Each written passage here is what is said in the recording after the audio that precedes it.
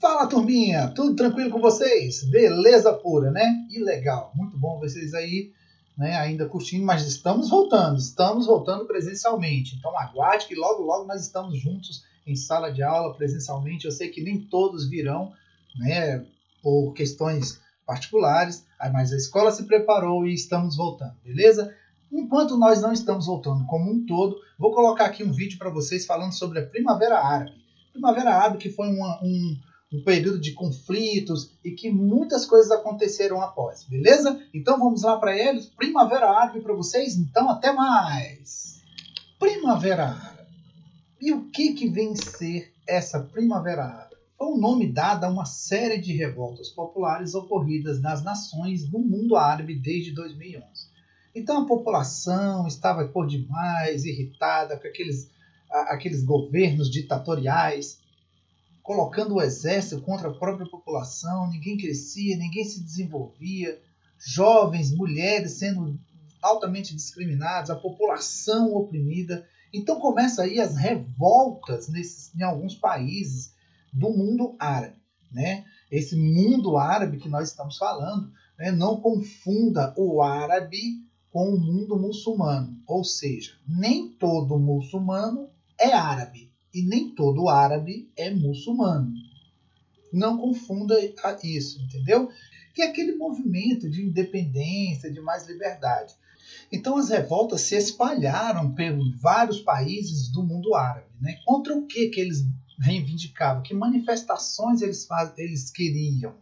Contra o desemprego, contra a crise econômica, contra a falta de liberdade, ou seja, democracia. Eles não têm liberdade até hoje. O mundo árabe ainda não tem essa liberdade, não deixa ter essa liberdade a população de modo geral. Contra a concentração de poder, existem os chamados califados, ou seja, aqueles líderes que estão ali no poder, são líderes também até mesmo da religião, são sacerdotes, vamos assim dizer, da religião muçulmana, e que se mantém no poder até o fim da sua vida. E melhores condições de vida, pela diminuição da pobreza. O que um jovem espera ser ao estar na fase adulta? O que ele pode esperar? Aquele jovem da periferia do mundo árabe. Então, essas são as perguntas que eles mesmos se faziam. Ou ele vai entrar num grupo extremista, fundamentalista, né? Ou então ele vai fazer o quê?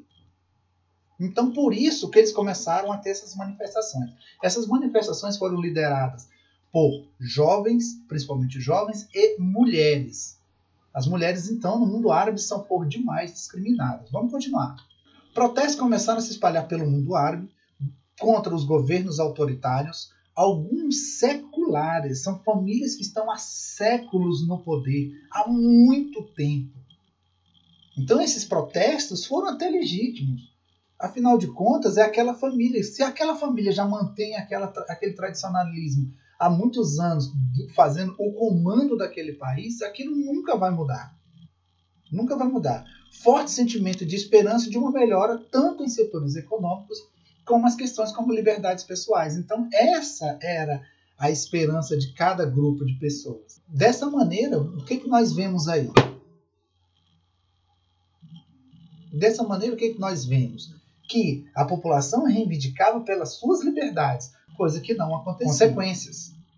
A inesperada série de deposições de regimes autoritários foi comemorada por políticos e analistas ocidentais, vista como o início de uma onda de democratização no Oriente Médio. Vocês sabem muito bem que o capitalismo tem uma maneira ali de se opor a certos governos, principalmente levando em conta a religiosidade, no caso o muçulmano, que não dá liberdade, tem pouca negociação com o mundo capitalista. Então, quando isso acontece, faz com que as pessoas ali venham pedir pela intervenção internacional, certo? Essa intervenção internacional faz com que o mundo capitalista se volte para aquele grupo e apoie essas manifestações. Essas manifestações, né, acaba sendo benéfica para o mundo capitalista, porque agora podem negociar com este povo, ou, entre aspas, com esses rebeldes aos governos locais. Então começam sim as deposições. Onde aconteceram? Na Líbia, na Tunísia, no Egito, em vários outros países, né, que a gente visualiza aí na página dos livros, né, Líbia, Argélia, Marrocos. Todos esses países houve uma grande manifestação popular no que é chamado Primavera Árabe. Alguma coisa mudou? Lógico, mudou. Houve liberdade? Houve liberdade. Então, aqueles líderes populares sobem ao poder. Aí, quando se pensa que as coisas melhoram, infelizmente, muitos países fizeram foi piorar. Olha aí, ó, maior instabilidade na região, guerras civis. E olha que começou em 2011, até 2017 nada mudou. Houve mudança a partir de agora. Né? 2018, 19, 20, estão mudando alguma coisa? Mudou, mas muito pouco. Guerras civis, conflitos e maior escalada de intolerância entre os grupos étnicos e religiosos. Se antes tinha um objetivo que era contra o governo, agora não tem mais. Agora vamos lutar entre os grupos étnicos que existem dentro desses países, cada um querendo o poder. Disputas internas ocasionadas pelo vácuo do poder, governos mais autoritários. O que é esse vácuo do poder? Disputas internas. Opa, aquele grupo étnico era contra o outro, então eu vou tomar aquele território do grupo.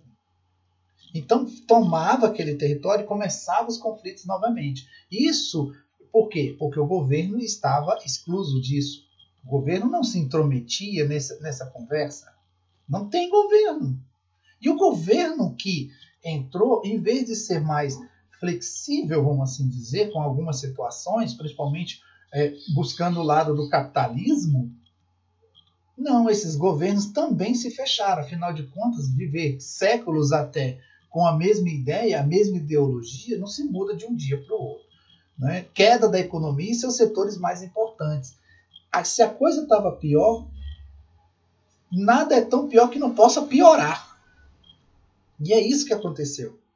A piora do sistema econômico desses países foram muito grandes. E aí veio aquela onda de capitalismo.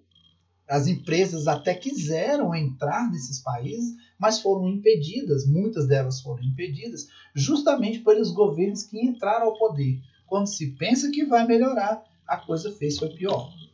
Olha aí onde foram os países que mais tiveram as revoltas populares. Marrocos, Argélia, Tunísia, Líbia, Egito, Jordânia, Iêmen, Síria. Na Síria, desde 2011 acontece isso aí, até hoje. Né? Quiseram depor, desde 2011, depor o presidente da Síria, Bashar al-Assad, e isso não conseguiu. Por quê? Aí vem uma outra história, uma outra explicação. A Síria tem apoio de países poderosos como a Rússia, por exemplo. E aí não conseguiu, já que os grupos rebeldes, apoiados por outros países, né, tentaram retirar o governo Bashar al-Assad e não conseguiu. Ok? O Iêmen, que também entraram em conflitos, e dentre outros países aí que entrou. Ok? Então a Primavera Árabe se resume só a isso, professor? Não, claro que não, é muito mais complexo. Olha aí, vamos conhecer alguns detalhes. Na Tunísia, renúncia do presidente Ben Ali, que ficou 20 anos no poder, eleições livres em 2014 deram vitória a um partido secular.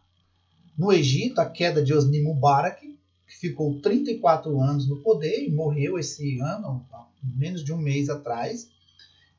Houve eleições em 2012, elege Mohamed Morsi, radical islâmico, e este sofre um golpe de Estado pelos militares, colocando no poder o general Abdel Fattah al-Sisi, que também continuam com os autoritarismos. Líbia, guerra civil, o ditador era o Muammar Gaddafi, contra rebeldes, entre eles extremistas islâmicos. A OTAN entrou, veja o poder capitalista entrando aí, o poder ocidental entrando, irá interceder na guerra e apoiar os partes apoiar